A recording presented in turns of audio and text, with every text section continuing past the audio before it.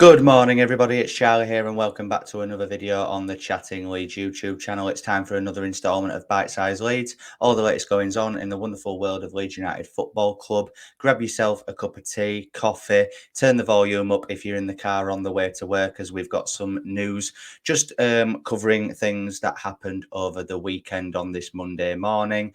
So just before we get into it in a bit more detail, as always, please smash that like button. It really does help get the video out there. Please subscribe to the channel if you are brand new. Hit the notification bell so that you're always aware of when I'm uploading and going live. And of course, get all of your thoughts and opinions in the comment section down below. So firstly then, from the weekend, obviously Tyler Adams completed his move to Bournemouth on a 5-year deal for a fee in the region of £24 million.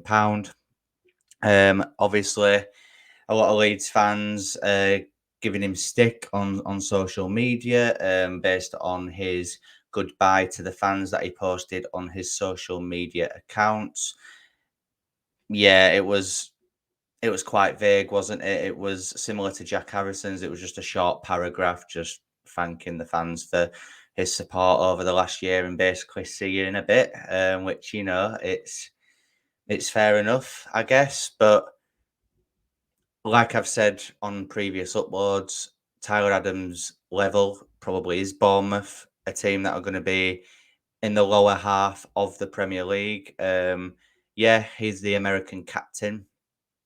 But for me, a real captain and someone with a captain's mentality would stay when the going gets tough. Um, I think all these players that have left could have at least given us a year. And then if it didn't quite work out, then they could have moved on.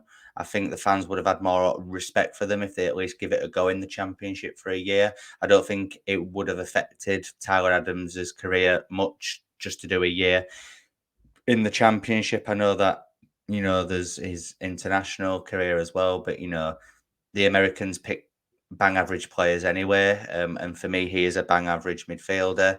He had a lot of passion, he had a lot of heart, put loads of effort in, but that's the least that you would expect from a Leeds United player or a player at any club. Any fan expects a player at their club to put those efforts in. But as a footballer, I think Ethan Ampadu is levels above him in terms of his ability and technical quality. And yeah, he is definitely replaceable. And what it means now is that Leeds United are £24 million richer.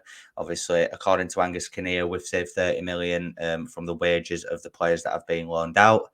And then obviously, if Gnonto goes as well, then that's extra money as well. So hopefully this week we start to hear news about incomings. Speaking of incomings, let's just speak about a player that has been linked to Leeds United over the weekend, and it's Norwich City striker Josh Sargent. Yes, another American, but I think this link makes sense given the fact that it seems like Daniel Farke is very much involved in the transfer meetings at Ellen Road, picking out players that he would like to come in and fit his system. Josh Sargent obviously did score for Norwich yesterday against Millwall in their 3-1 win at Carrow Road. I must admit, though, guys, this would be a very underwhelming signing, in my opinion. I don't feel like it's a vast upgrade on a Patrick Bamford. Yeah, obviously Sargent is probably a bit better in the fact that he is scoring goals in this Norwich team. I just think, given the strikers that have been linked to Leeds United, the likes of Yul Perreault, Cameron Archer, etc., I just think he's a step down from that. Again, if he comes in, the positives are that he knows Daniel Farke, he knows the system, he knows what Farke's expecting of him, and he would be a little bit more reliable and maybe even a bit more clinical than a Patrick Bamford, for example. I just think it would be a very, very underwhelming signing, guys. But let me know in the comments what you're thinking about that. And finally, I just thought we'd have a little laugh at Willie Gnonto and Jack Harrison for being so desperate to leave Leeds United that obviously Harrison has already joined Everton on a loan deal, but Willie Gnonto seems desperate to go and play at Goodison Park, yet Everton were absolutely abysmal at Villa Park yesterday as they lost 4-0 at Villa Park. Mistake after mistake, sloppy football, Dyche ball at its finest. Everton for me are going to be at least in the mix to go down. Obviously the bottom of the league at the minute, but it is only 2 games in the Premier League. Usually Everton always manage to find a way out of it, but I think the Premier League is going to be even tougher this season. And the fact that Jack Harrison was so desperate to go there, obviously he's injured, so he wasn't part of the squad yesterday.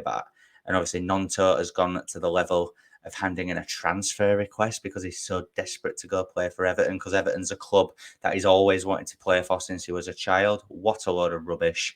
The guy literally just wants to go there because it's in the Premier League. But what happens when they go down next season, or if they're in a relegation fight?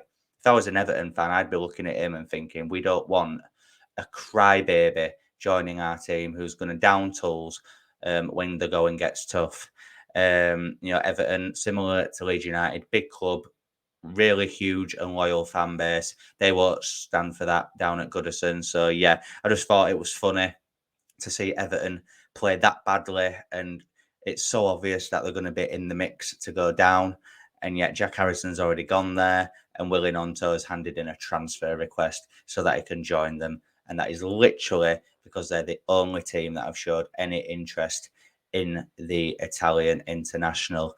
So yeah, that's where we'll leave the video for today, guys. Obviously, hopefully this is the start of a very busy and productive week down at Ellen Road regarding incomings. As I say, guys, I will be back tomorrow morning at 7 a.m. at the same time with a recap of today's news. So make sure that you join in for that. And obviously, if there's any breaking news throughout the day, I'll try and get a short out whilst at work. And if there's any huge updates or any developments with Willie Gnonto, I'm sure I'll be back this evening if we hear anything about that. So plenty of content on the channel over the next week, guys, before I go on holiday next week. So make sure that you subscribe to the channel if you are brand new. We're on the road to 3,000 subscribers. On your way out, smash a like on the video as well. Really does help get it out there with the algorithms and things.